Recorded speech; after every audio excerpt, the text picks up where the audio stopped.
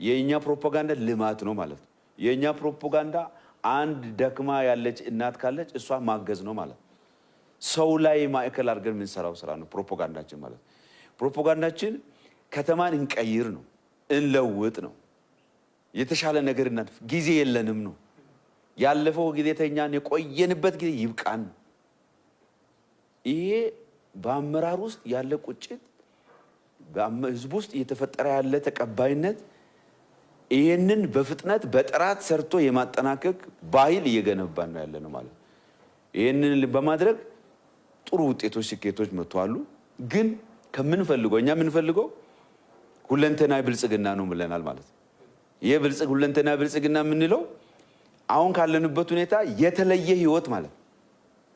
ይሄን የተለየ ሁኔታ ለማምጣት የተለየ ስራ ባህል የተለየ ሁኔታ ማምጣት ይተሻል ማለት። ያንን ለማድረግ እየደከምን ነው። ይሄ ከመሆኑ ጋር ታይጾ የተሰለፉት በባለፉት 7 ዓመታት የተሰሩ ስራዎች የተመዘገቡ ውጤቶች ተስፋ ሰጪ ናቸው። ግን መሄድ ካለብን ሁኔታ ውስጥ እንደሞ ሲናይ ገና ብዙ መስራት እንደሚጠብቅብን ያመላክታል ማለት ነው። አዲስ አበባ ትልቅ ኃላፊነት ያለባት ከተማ ነች። እቺ ከተማ ረጅም ታሪክ ያላት በጣም ትልቅ ኃላፊነት ያለባት ከተማ ነች። ነገር ግን ደግሞ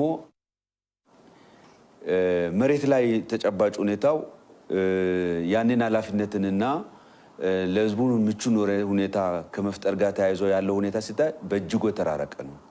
በጣም የደከመ የጎሰቆሉ ለኑሮ ምቹ ያልሆኑ መንገዷ ጠባብ፣ መንገዶቿ ላይ መኪና የሚቆምበት፣ እግረኛ መሄድበት፣ አዘንተኛ ለቅሶ የሚቀመጥበት እና በጣም አስቸጋሪ ሁኔታ ላይ ያለ ከተማ ነው ማለት ነው።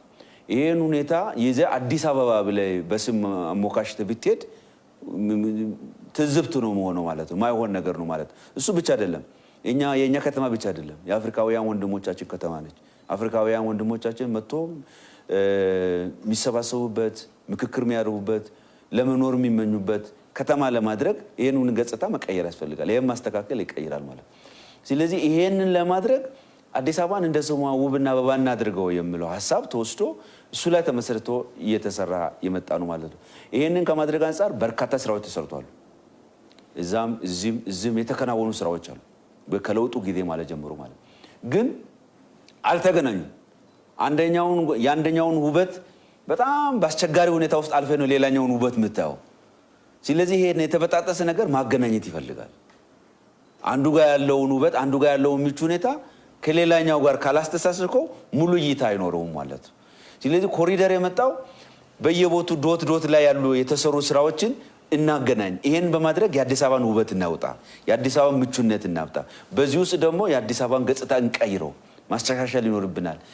ለኛ አይመጥንም አዲስ አበባ በዚህ ሁኔታ ውስጥ መሆኗ ለኛ አይመጥንም፣ ክብር አይሰማንም የሚለውን ለመመለስ ቀን ከሌሊት መስራት መቻል አለብን።